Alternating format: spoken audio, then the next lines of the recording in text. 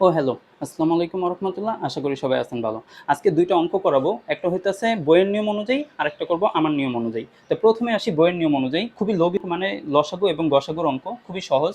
দেখি কোন কোনো লঘিষ্ঠ সংখ্যার সাথে ২ যোগ করলে যোগফল কত হবে, এত এত দ্বারা বিভাজ্য করা যাবে, মানে ১২ দ্বারা, ১৮ দ্বারা এবং ২৪ দ্বারা, তিনোটা দ্বারাই বিভাজ্য করা যাবে, একটা বাদ গেলেও হবে না। সেই কারণে আমরা এরকম একটা সংখ্যা চেক করব। তাই এইটা করার জন্য প্রথমে আসি বইয়ের নিয়ম। বইয়ের নিয়ম অনুযায়ী যদি আমরা করি তাহলে আমাদের লসাগু করতে হবে। তাই আমি লসাগুটাও একটু শর্টকাট টেকনিক শিখিয়ে দিতেছি কিভাবে করা যায়। এই যে ২৪ সব থেকে বড় সংখ্যাটাকে তার থেকে ছোট সংখ্যার দ্বারা দেখবেন ভাগ করা যায় কিনা। মানে এন আছে কত ২৪, ২৪কে তার থেকে ছোট মানে ১২ দ্বারা কি ভাগ করা যায়, অবশ্যই যায়। কিন্তু ১৮ দ্বারা কি ভাগ করা যায়, ভুলেও যায় না। সেই কারণে আমরা ২৪-এর দ্বিগুণ নিব। ২৪-এর দ্বিগুণ কত, ৪৮। ৪৮কে কি ১২ দ্বারা ভাগ করা যায়, অবশ্যই যায়, কিন্তু ১৮ দ্বারা ভাগ করা যায় না। সেই কারণে ২৪-এর আরো এক গুণ, মানে প্রত্যেকবার এক গুণ করে বাড়াবেন, তাহলে ৩ গুণ। ৩ ২৪-এ কত হয়, ৭২। ৩ ২৪-এ হইতেছে ৭২। তাই ৭২কে কি ১৮ দ্বারা ভাগ করা যায়, হ্যাঁ যায়। আবার ৭২কে কত দ্বারা, ১২ দ্বারাও ভাগ করা যায়। তাহলে এনে যে ৭২ বলছে কোন সংখ্যা যোগ করলে, তাই এইটা তো বের হয়েছে লসাগু। যদি যোগ বলে তাহলে করবেন বিয়োগ। তো বিয়োগ করলাম, তাহলে হয় কত, ৭০। তাহলে এই জায়গার মধ্যে আমাদের ৭০ হয়ে যাইতেছে অ্যান্সার। এখন আসি আমার নিয়মটা কিভাবে দ্রুতভাবে করা যায়। কইছে কোন সংখ্যার সাথে ২ যোগ করলে আমাদের সংখ্যাটা এইটি এটি দ্বারা কি করা যাবে, বিভাজ্য, মানে তিনোটা দ্বারা বিভাজ্য করা যাবে এমন সংখ্যা। তাই আসি প্রথমে এটার সাথে চিন্তা করি যে ২ যদি এটার সাথে যোগ করি তাহলে হয় ৯১। আচ্ছা বলেন তো, জোড় সংখ্যাকে কি বেজোড় সংখ্যা আর কি বেজোড় সংখ্যাকে কি জোড় সংখ্যা দ্বারা ভাগ করা যায়, না, ভুলেও যায় না। তারপরে আসি এটা হইতেছে, এটা একটু পরে দেখি যেহেতু এটা তো জানি অ্যান্সার। তাই এই জায়গার মধ্যে এটা আছে কত, ১৭০। ১৭০-এর সাথে যদি আরো ২ যোগ করি তাহলে হয় ১৭২। ১৭২। তাই ১৭২ আমরা দেখি ১২, তিনোটা দ্বারা যাইতে হইব, কিন্তু একটাতে যদি না যায় তাহলে কিন্তু হবে না। আমরা সেই কারণে ছোট দ্বারা চেক করি। তো ১৭২ আমরা জানি ১২ গুণ ১০ যদি করি তাহলে হয় কত, ১২০। ১২০। তাই ১৭২ থেকে যদি ১২০ বাদ দিই তাহলে হয় ৫২। আচ্ছা ৫২ নামটা, ১২ নামতে কি ৫২ আছে, তাহলে নেই, তার মানে এটা হবে না।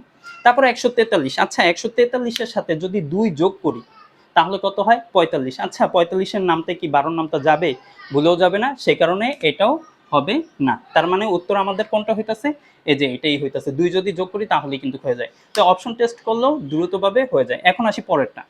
বলছে ১৯৭ সাথে কত যোগ করলে যোগফল এত এত, মানে ৯, ১৫ এবং ২৫ আর কি ২৫ দ্বারা নিঃশেষে বিভাজ্য করা যায়। এটাকেও আপনারা লসাগুর মাধ্যমে করতে পারেন। তাই লসাগু করলে কত হয়, সবচেয়ে বড়টাকে তার থেকে ছোটটি দ্বারা ভাগ করে দেখবেন। তাই কত হইতেছে ২৫। ২৫কে কি আর ৯ দ্বারা ভাগ করা যায়, যায় না। ২৫-এর দ্বিগুণ নেই, তাহলে কত হয় ৫০। ৫০কে ৯ দ্বারা যায় না। তাই ৩ ২৫-এ ৭৫, সেটাকেও ৯ দ্বারা ভাগ করা যায় না। তো এরকমভাবে যদি যাই, এটা লসাগু আমরা যে সময় ২২৫, ঠিক আছে, ২২৫-কে আমরা ১৫ দ্বারাও ভাগ করতে পারবো, আমরা ৯ দ্বারাও ভাগ করতে পারবো। দ্রুত করাচ্ছি সেই কারণে আর কি একটু বুঝিয়ে দিতেছি দ্রুতভাবে।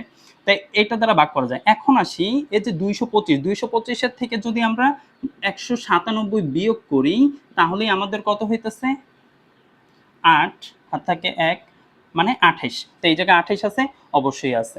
তো এখন এইটা ছাড়া আবার আরেক রকম ভাবে কিভাবে করা যায় সেটাই দেখেন। বলছে কোন সংখ্যার সাথে এর সাথে কত যোগ করলে, আচ্ছা আমরা একটু যোগ করি। এটার সাথে যদি এটা যোগ করি তাই ৭ ৭ কত হয়, ১৪। আচ্ছা ১৪ নামটা কি, আপনারা তো এর আগে যদি ভিডিও দেখেন তাহলে আমি বলেছিলাম যে ৫-এর নামটা, মানে ২৫ হোক যেটা হোক, শেষের দিকে যদি ৫ থাকে তাহলে ভাগ করা যাবে, শেষে ০ থাকতে হবে এবং ৫ থাকতে হবে, এমন সংখ্যাকেই শুধু ভাগ করা যাবে, তাছাড়া নয়। তাহলে ৭ আর ৭ কত হয়ে যায়, ১৪, মানে শেষের সংখ্যা কত হয়, ৪। ৪ এই যে ৪, এটাকে কি ২৫ এটার দ্বারা কি ভাগ করা যাবে? তারপর হইছে ৪ ১৫ দ্বারা কি ভাগ করা যাবে? অবশ্যই না। এটা একটু পরে আসি। তো এই জায়গায় আছে কত, ৭, আর এই জায়গায় আছে ৯। তো যোগ করলে শেষের সংখ্যা আমাদের কত হইতেছে, ৬। আচ্ছা ৬ কে কি ২৫ এর নামটা, মানে শেষে ৫ আর ০ আছে? নাই, তাহলে এই ২ টা দ্বারা ভাগ করা যায় না। এটাতে আসি। এখানে আছে ৫। ৫ আর ৭ যদি যোগ করি তাহলে আমাদের হয় কত, ১৩।